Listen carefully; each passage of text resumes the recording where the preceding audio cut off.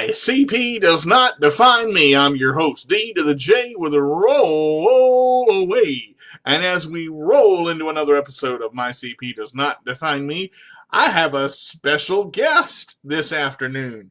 Uh, Josh is one of my best friends. We actually went to camp together for a number of years.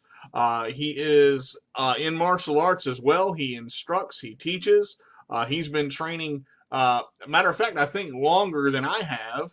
As everybody comes in and as everybody gets on the show with me today, I'll welcome you in. Josh, how you doing today, man? Doing pretty good. How about you? I am hanging in there like a rubber chicken on a rope set on fire, but that's for another day.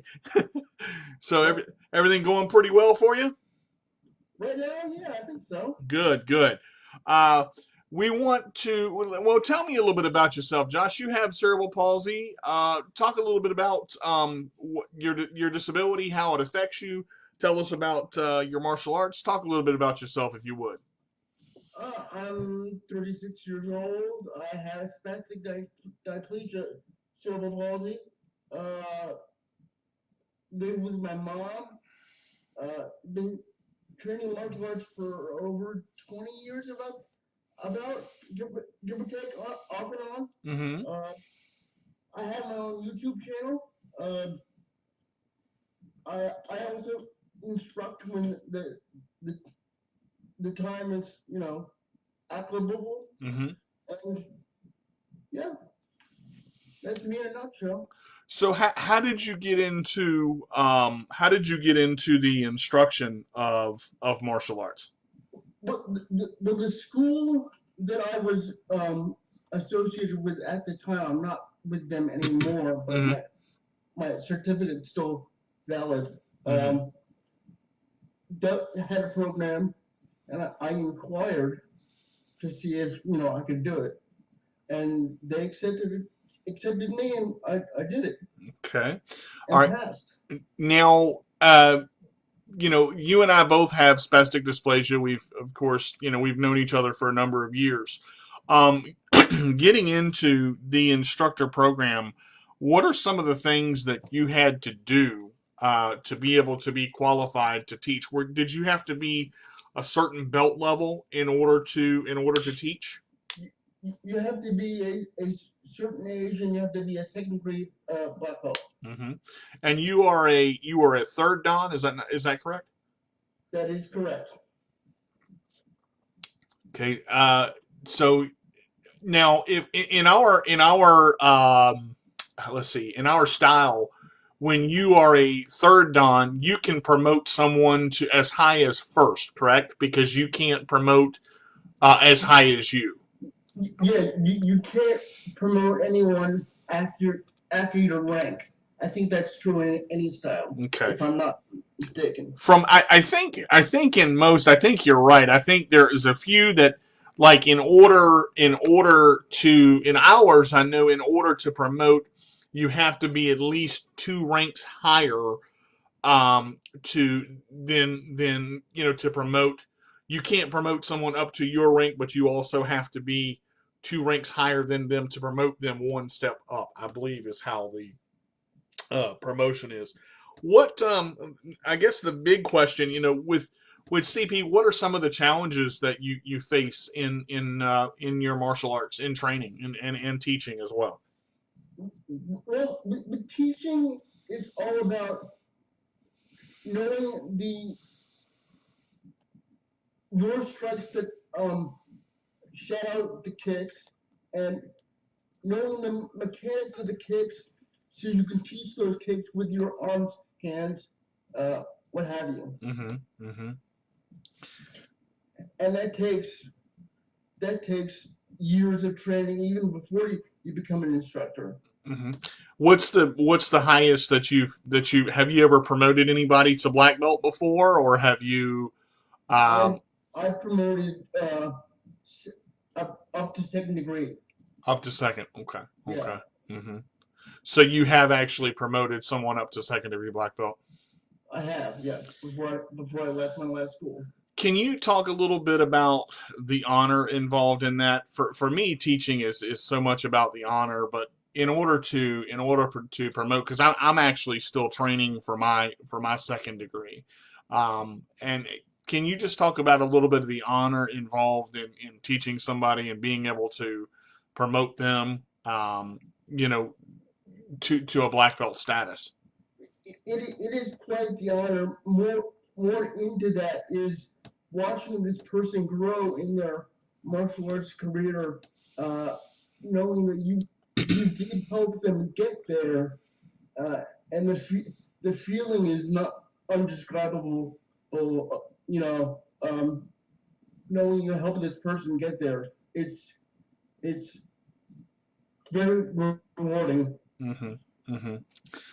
How has it impacted you as a martial artist being able to promote someone to the rank of black belt or higher? Being able to do something like that humbles you in a way and kind of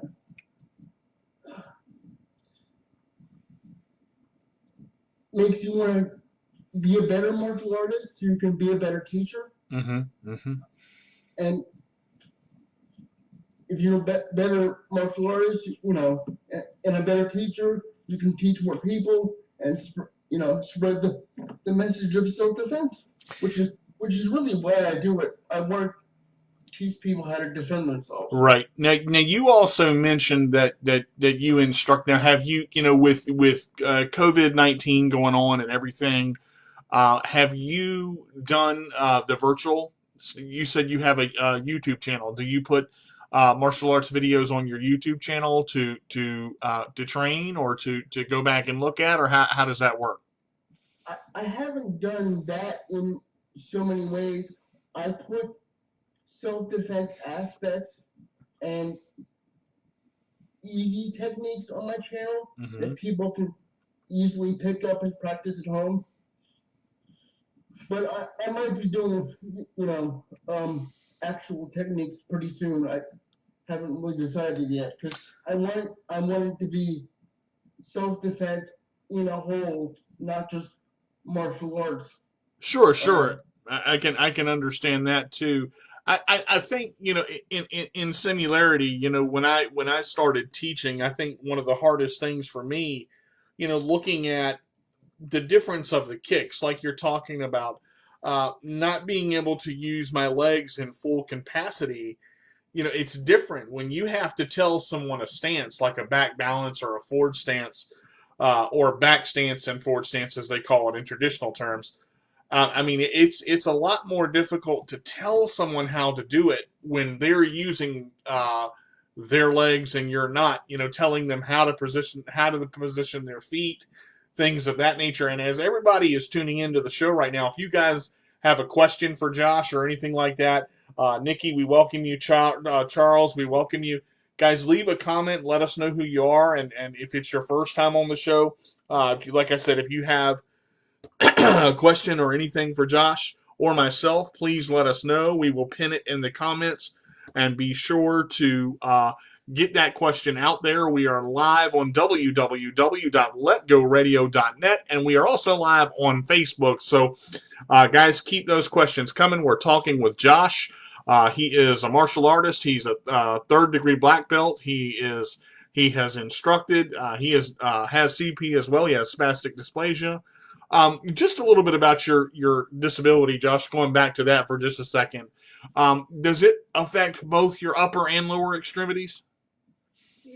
it does in the fact that if I'm not paying attention, I have that. I'm sure you're familiar with the CP hand Mm-hmm. Yeah. Mm-hmm. and the, and the freezing. Right. So there's that, and I do spaz when I'm either tired or really cold for Now, some reason. now the freezing. Now, now that one. I'm not sure I've heard that term. Talk a little bit about that. It, it, I'm no medical professional, okay? Uh, it seems to affect most when I'm either excited or upset, and Mm-hmm. you kind of just tense up to the point you're frozen. Um, and to get out of it, you pretty much have to calm down. So you're talking about basically like a whole body spasm that locks. I see what. Okay, okay. Yeah, I see Yeah. where you're coming from now. I was like freezing. Do you have sub-zero powers we don't know about? I'm like, wait a minute. I've never heard that term before. It's like I was kind of taken back for a minute. Are you teleporting on me over there? Sometimes I wish. Yeah. Um. I just I admire, well, if I could actually get the word out, I admire martial artists in general. Myself, I've been training for 10 years, almost 11 now, and I look at it. Being able to I want to give back whatever martial arts has given me, and whatever I have learned and the techniques that I have learned. I want to be able to give that back to the individual that I'm teaching. Have you ever actually been able to teach someone with cerebral palsy? Not yet, and that's something I really want to do. I mean, You, that I think self-defense is so important to people with disabilities, and it's overlooked in a way to think, oh, people don't attack people with disabilities. That doesn't happen. That's the attitude. hmm But in reality, it does happen, and people with In reality, di- does, yes. people with disabilities are attacked all the time. They're taken advantage of all the time, and I think having that defense, as it were, to be able to defend yourself, but not only that, to protect your family. I mean, I'm not going to fight unless I have to, but if it comes down to it, you've got to do what you've got to do, and I agree with that. Well, exactly. I mean, I tell people all the time, you can mess with me all you want, and I'll deal with it. But if you go after my mom or my niece or nephews, you're in trouble. Mm-hmm. Mm-hmm. Now, how has your family supported you through your martial arts journey? Talk a little bit about your family, if you would. You know, my mom, uh, first of all, um, drove me to all my classes, supported me through the instructor program. She even suggested that I enter the instructor program. Mm-hmm. Um, so, she's my biggest advocate. My dad, who is no longer with us, always picked me up, brought me a drink, took me home, Mm-hmm. that type of stuff. But my siblings, yeah, they supported me, but they're my siblings, and you know, we still have that sibling thing going on. The rivalry. Yeah, Yeah. Mm-hmm. Mm-hmm. What was it like for you having that support system to be able to get to and from the martial arts classes and training? Because I know with people with disabilities, I know a lot of times transportation can be a big issue. What was that like for you having that support system? it was obviously very nice being able to not have to worry about finding someone to drive, and because I don't drive because of my spastic diplegia. Right. Uh, Mm-hmm. so having that support system is very important, and you can't always rely on those uh, pickup services. So Dude, that's a true statement right there, boy. They're about as reliable as me walking a tightrope without a bar holder. I can tell you that. I'm not. yeah, I now I do want to ask you this because a lot of people have asked me this same question, and just to kind of go through this a little bit. Now there's a lot of fear involved with driving with CP, and I know a lot of people don't do it. Some do. And again, if you guys that are coming into the show have a question for myself or Josh, please feel free to ask in the comments, and we will get those questions out there. Thank you guys for tuning in. How much when Let's start with the martial arts aspect first. How much fear was involved when you first decided to start training? How did did you have any fear? And if you did, how did you get past it? when when I first started, I was 12 years old. Formal training. Mm-hmm. Um, there was a bit of apprehension. Will they be able to actually teach me something? You know, worth knowing. Mm-hmm. That Mm-hmm. makes any sense. Will the other students accept me and not looking at who's this guy in a wheelchair doing here? That's weird. Will that happen? I'm afraid of someone kicking the chair and hurting themselves. That type of stuff. What was there? Was there a lot of that? I mean, did you have, or even did you have some of that? I mean, not so much. And even if it happened, it was quickly squashed by the instructors. I got a lot of support from them. Can you describe some of the support that you had from the other martial arts members? Oh, uh, this is how you do that. And, oh, you're doing this technique, but maybe you can tweak it to you can do this better. Tips on making techniques better. Um, Certainly encouragement of of all kinds. Mm-hmm. How much, we were talking about, and we'll get to the driving in just a minute. How much modification, for me, my instructors, at Tiger, they were able to modify. I don't want to say they modified every technique, but really, if need be, in the part of me becoming a black belt, there was modification involved in a lot of techniques, if not every one. Was there a lot of modification for you? Can you explain some of that modification to our viewers? When it came to matching the hand techniques to the kicks, obviously there were modifications. The grappling techniques were tweaked a little bit just so I could, you know, replace a throw or leg sweep, things like that. Charles actually just asked us a question. Charles Wilton is with us live on Let Go Radio on Facebook Live. He says, I've been thinking about getting into coaching and boxing. However, I think I would run into the same issue training uh, an able bodied boxer. I I have the know how. However, I'm worried that the able bodied pro boxer about the able bodied pro boxer. How would I hold myself as a trainer in general? That's a great question. So Yeah. so if you're training somebody able-bodied, let's kind of tag team this, Josh. Again, Charles, looking at training in a self-defense way, or even in a boxing manner, because Muay Thai and kickboxing is one of the classes that we offer at Tiger, or two of the classes actually.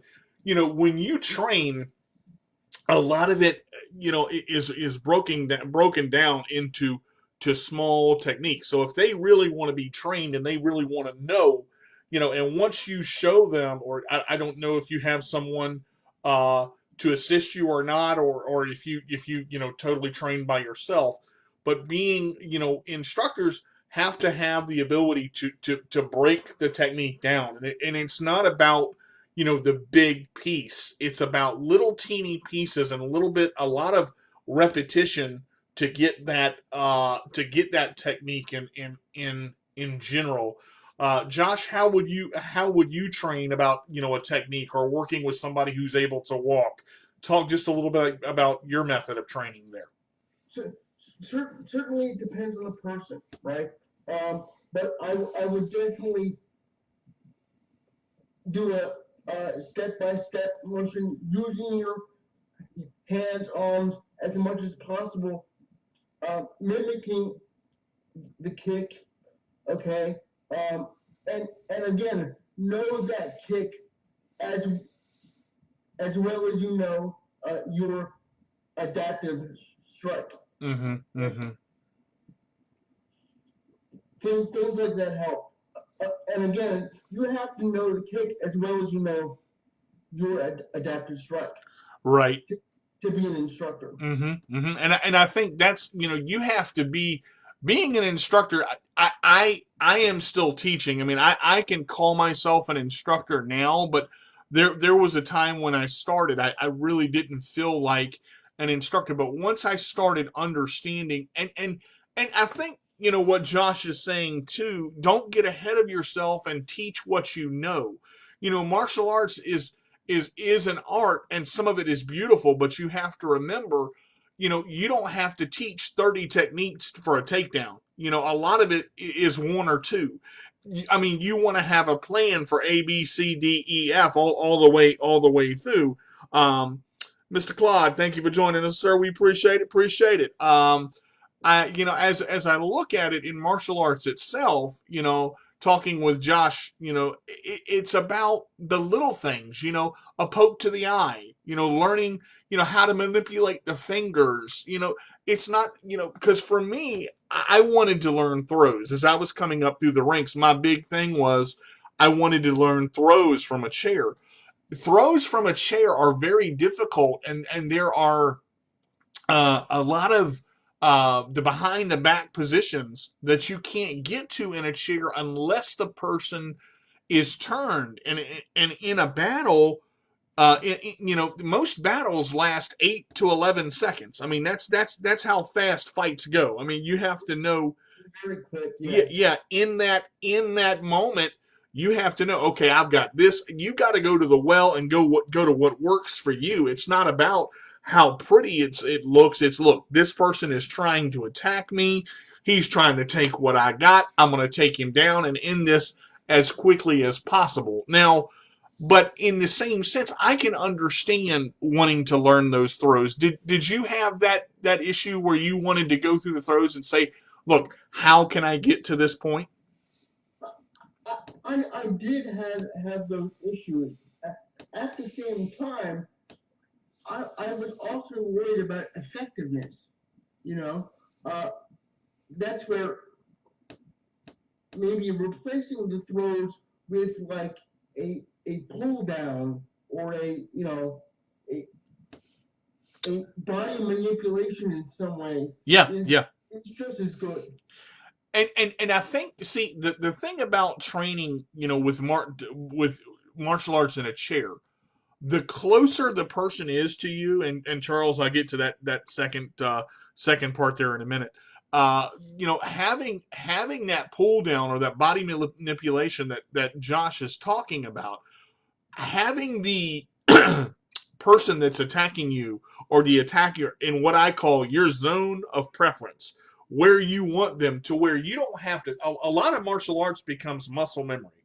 A lot of martial arts, and especially, with CP, things that we do repetitively, where we don't have to think and our brain just kind of takes over. That when you've been training, after you've been training in martial arts for a while, once you get up in the purple, blue, first blue, brown, red, up in those areas, you start, that muscle memory starts clicking, and it starts becoming a regular a regular motion, I would say. But one of the things I learned later on, and now, and this may be different with you, Josh, being in a manual chair versus a power chair, is the movement of my chair to position myself for whether it's the technique. The movement of the chair is so important. Yes, the movement of the chair and how you position the chair, even even in a real life situation, if you can kind of have a sense of something happening, Mm-hmm. position that chair. I mean, as as conveniently as possible, it will help you. Mm-hmm. Now I noticed that when I saw you do your breaks, I believe it was for your. I don't know if it was for your black belt or your second, uh, and it may have been your third. Uh, a lot of times you would have instructors hold your chair so that you could actually perform the break properly. With you being in a manual chair, is there a higher risk of you tipping over in chair movement? Uh, yeah, yes.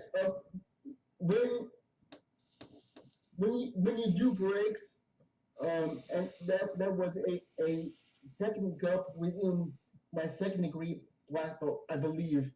that was, or my third got within my second degree Mm-hmm. uh, black belt.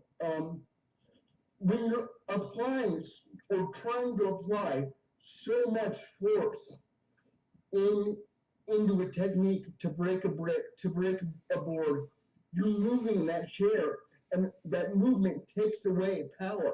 Mm-hmm. Okay, Mm-hmm. so you either have to hold the chair yourself, which you can do in a self-defense situation if you need to, and during breaks, yeah, if you can get assistance holding your chair down, I believe in that uh, scenario, it took 2 to 3 people to hold me down. Yeah, I think you had three instructors there at the time, and there was still moments where you were you were trying to hit the brick. That's my next question. That's one thing I have never done is the brick break.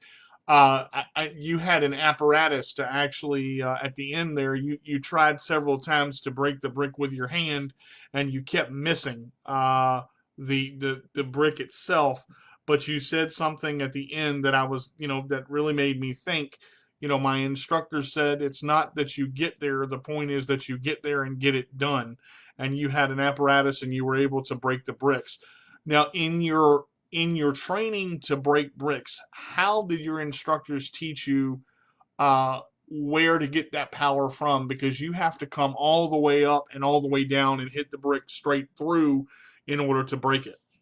you you have to uh, pick yourself up as much as possible and use as much force as you can to break that brick. And my issue was the movement of the chair was taking away that power.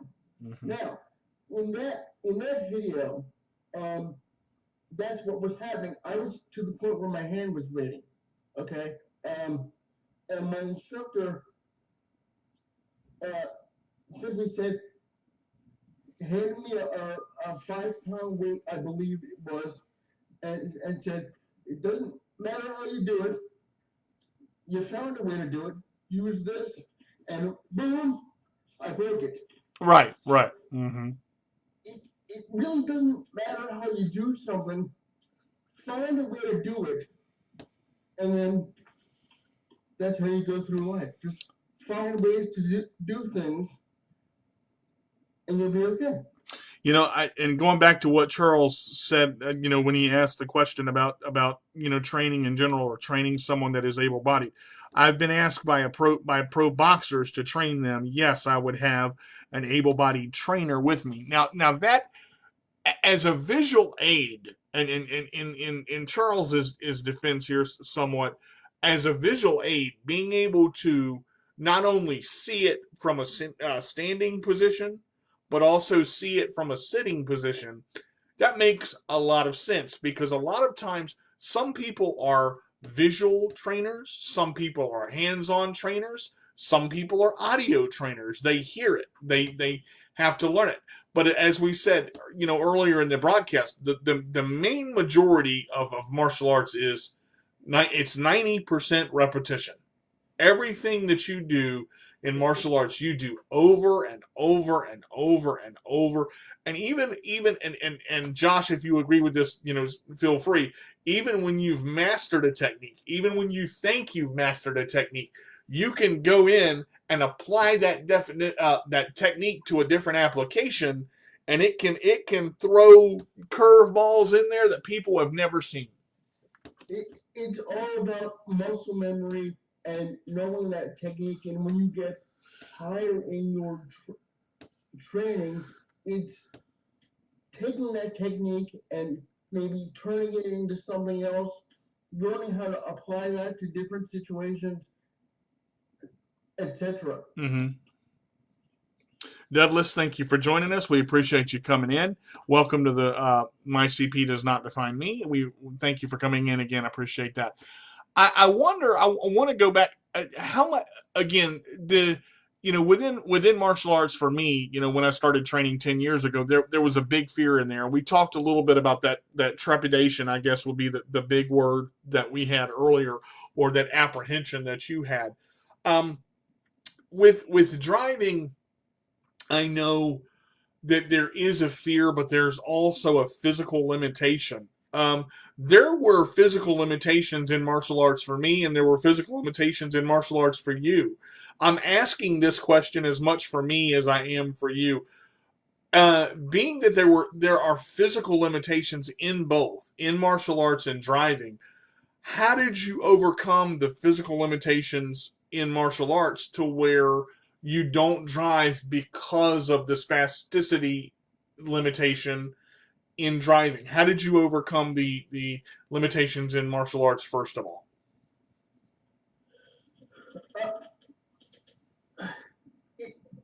It, it's really starting your training, overcoming that first fear of, oh my gosh, am I going to do okay? And learning how you really move in the chair. Just, and learning how you move in the chair will help that confidence and help your technique, which will help that fear. Mm-hmm. If that makes any sense. No, it does. So let's kind of reapply that and say what do you think you could do in the driving aspect? Could you reapply that fear in training for driving as well? And when it comes to driving, it depends on the person. I don't drive because I'm afraid someone's gonna honk their horn, I'm gonna spaz up, and I'm gonna crash into somebody. um, th- there's that. It's I'm not really afraid to do it Mm-hmm. for me. I'm afraid of hurting someone else. That's And I think that. Yep. that's where the fear to drive is. Yep. For me, that's the exact same thing. The day I got my license and the day I got my insurance, I was driving a 4150, which is a full size van. Now, I've shared this story a couple times. I don't know if I've ever shared it live, but I'll go ahead and do that because we're on the show and the kind of the thing that we're talking about. When I say I don't drive because of fear and also because of spasticity, let me explain something. When you drive on the road, it's not you that you have about. It's you, but it's also the thousands of people around you moving around all the time. It never stops. It's a constant worry about left and right, where you're going, direction, lane changes, stoplights, all that stuff. Okay. The first day I got my license and the first day I got my insurance, I was driving home from work. Okay. And I was driving home fine. I drove home fine. When I went to park, our park, our parking spot in Waynesboro, where I used to be, sits on a hill. Okay, and I had my foot on the brake, but when I went to hit the brake and the gas, my foot kind of went in between both. And as I was parking, I went to hit the brake, and I rolled into the flower garden, doing $3,000 worth of damage to my apartment. Now, my insurance covered that, okay? But since then, I have not been behind the wheel because I know what happened. Okay, now a lot of people say, well, use hand controls. Hand controls are a lot different.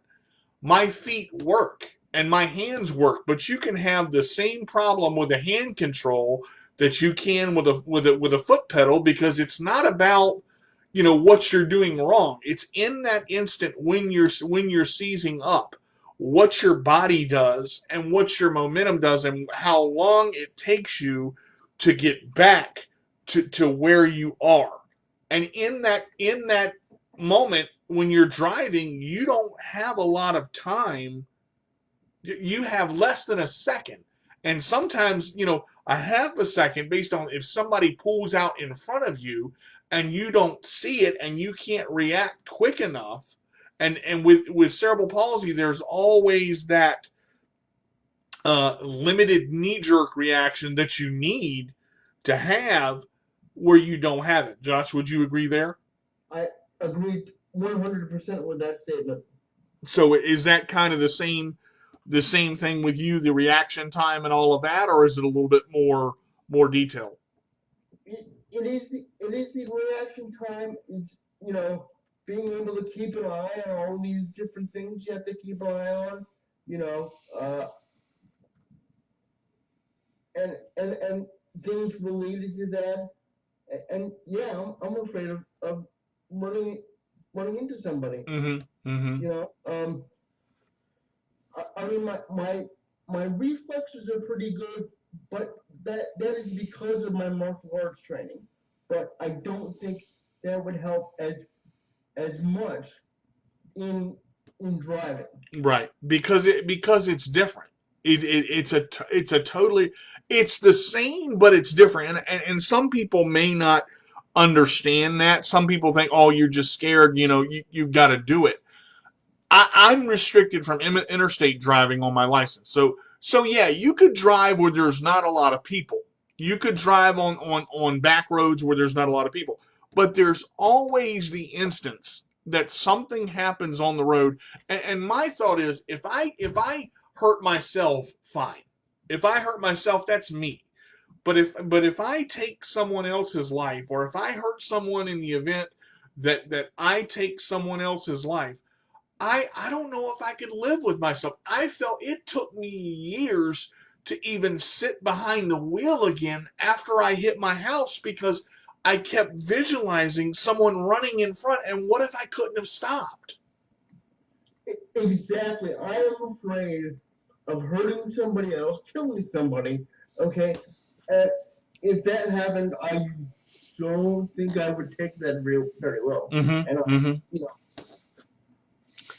Well, and in the same thing, you could do the same thing in martial arts, but again, it is the ability to control what happens around you in a one-on-one fight, or even a two-on-one fight.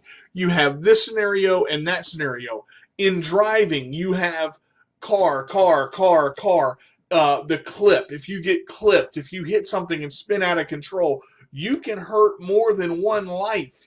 There's so many different scenarios with driving that there aren't in martial arts. And I'm not trying to let my fear control me, because several people have told me, start driving again, try to start driving again. I want to, but the thing about it is, I know my body and it knows itself, and I don't want to use that as an excuse. And I know it sounds that way because Josh and I are both talking about it, but it's totally different when it comes to something like that. when it comes to fighting, okay, there are options. You have options. You have environmental weapons. You have your chair to help you as a tool. You may have something on you. There are literally you know your knowledge as a tool. It's a different it's a different thing. I can control a 3-on-1 fight. That's as many as I've taken, at least in a strong situation. Mm-hmm. Never in a real fight. In a real fight, it's always been one. But yeah, but again, in that type of situation, there's options, Yeah, yeah. tools, and that extended knowledge of your martial arts training. You, Where when you're driving lights, cars, people, pedestrians, road signs. I mean, you've got road signs. yeah, all of these things to look at. Now, Charles said, I don't drive too due to the same reason, DJ, but I kind of need to think of overcoming that due to my boxing career. And I could see, and again, anybody can get in a wreck in driving, whether you're able-bodied, whether you have CP or not. Okay, but you got to kind of, and this is the way I look at it, and this is my decision, and this is kind of what I stuck to. And some people can say I'm a fraidy cat. Some people can say I'm scared. Some people can say I'm letting fear control me. Say what you want.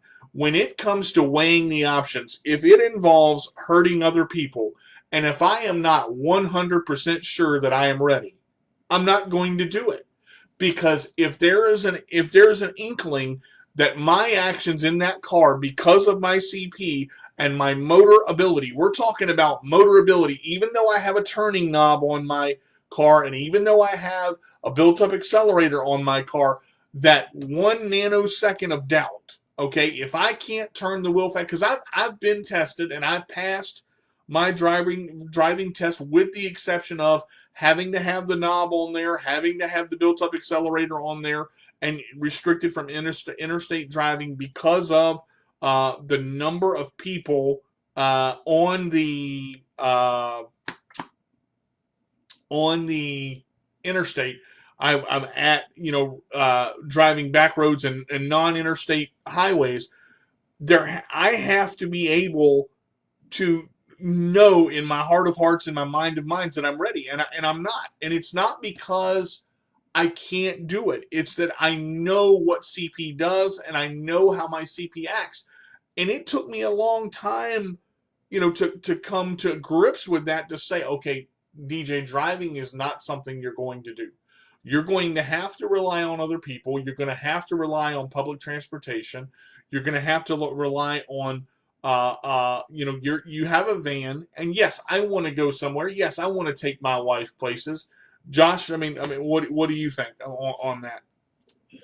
Yeah, I would agree with that. I want to go places, uh, but I have to rely on other people. I'm afraid, and again, I'm afraid of hurting somebody, and I'm afraid of exacerbating that negative connotation of disabled people because What do you mean? you people think certain things of disabled people. Oh, they're slow, and you know they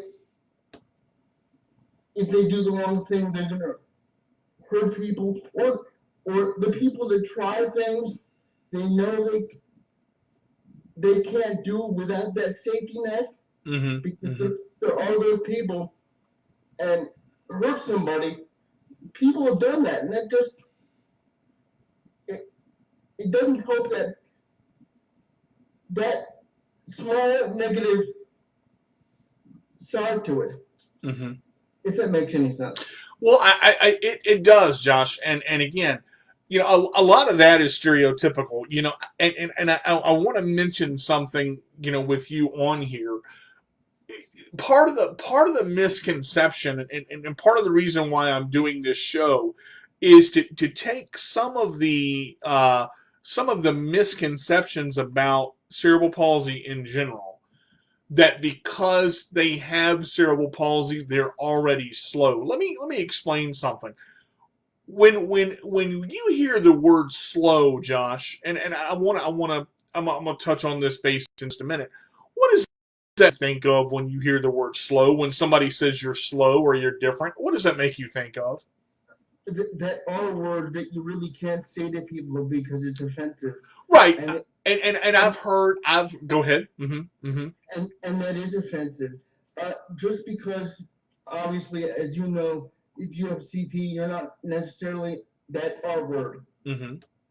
Well, even going on, beyond that, the R word. This person is, saying this person is retarded. I do not use that word. I refuse to use it because it is an offensive word, and it's also a label that is taking something and saying, because this person is quote unquote slow, it makes them mentally delayed. There are so many labels that the outside world, outside of the CP community, when I say the outside world, I mean outside of having CP, you don't understand CP unless you have it.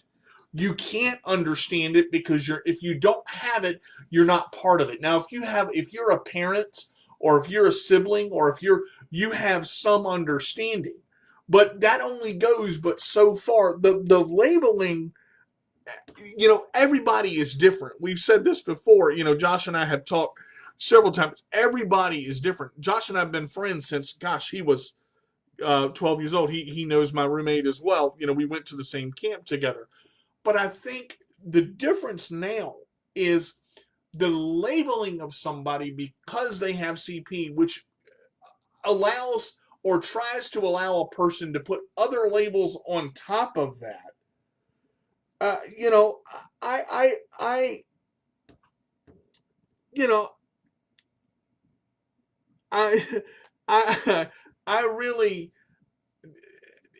it bothers me because it becomes this sequential thing where it's an automatic response. Like they just assume because the CP is there or because the disability is there, they automatically can't or they automatically won't. And I hate that.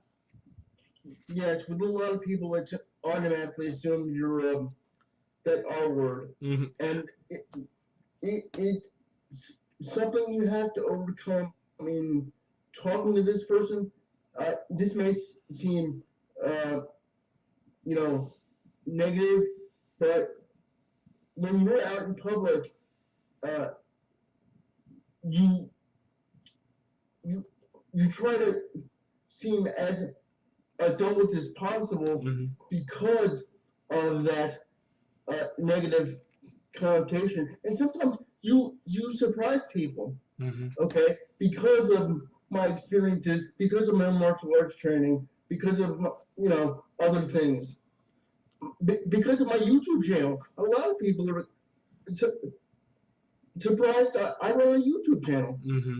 Mm-hmm.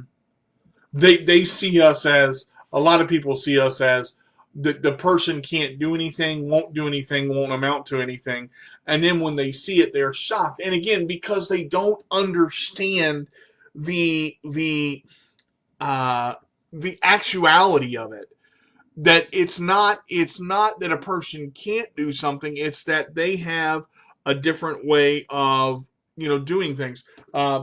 Charles just told a joke here. He said, just notice that I have a huge neck, just lightening things up. That's from my football career, man. I have to get into that on another show. I've played a lot of wheelchair football, but also because I'm I'm a little bit bigger than I used to be. Got to lose some libs there, so I'm working on that too.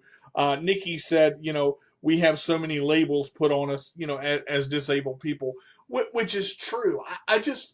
I wish that they could actually see the intellect of how we communicate, and even the communication is different.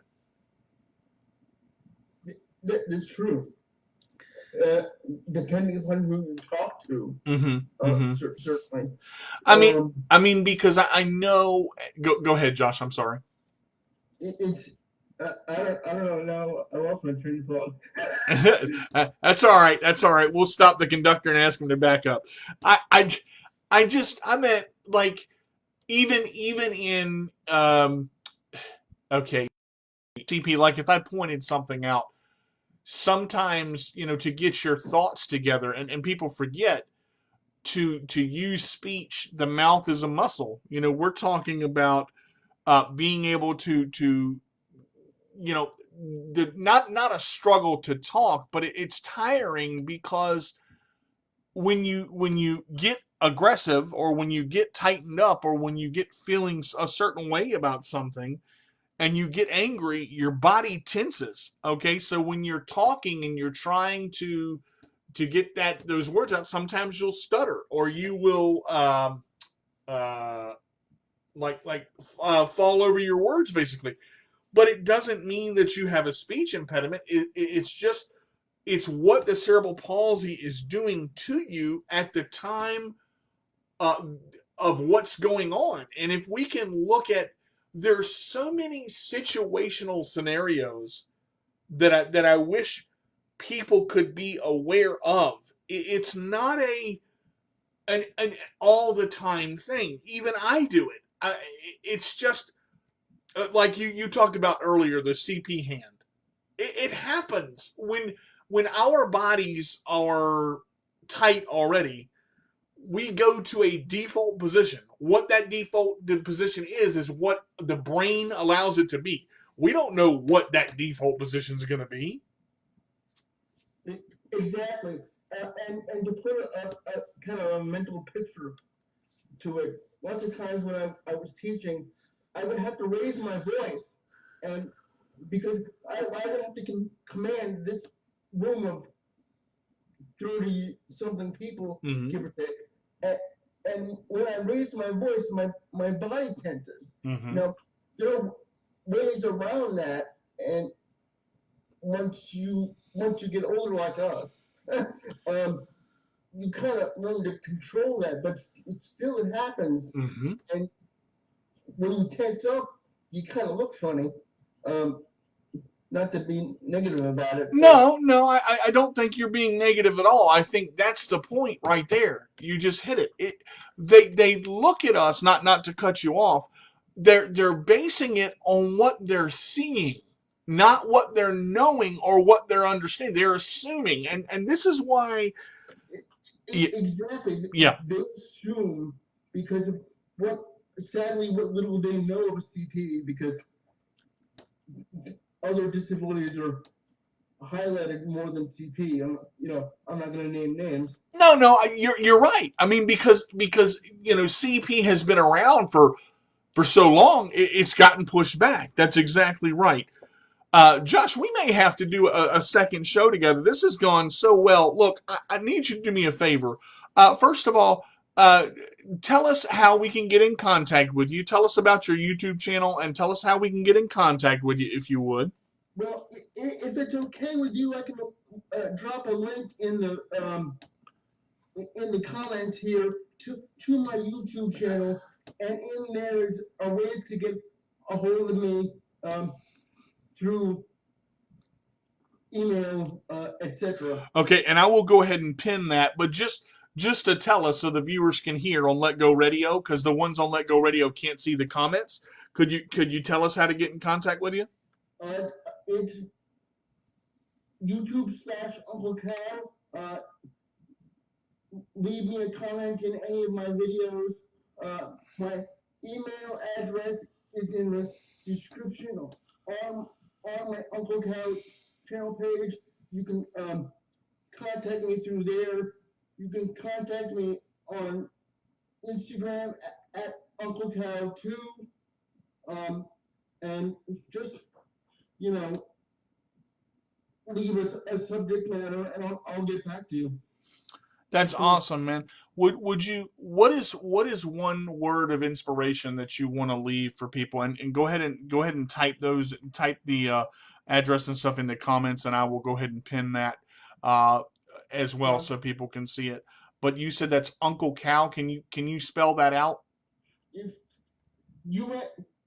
UNCLE, Uncle, and then Uncle Cal, one word. Okay. Mm-hmm.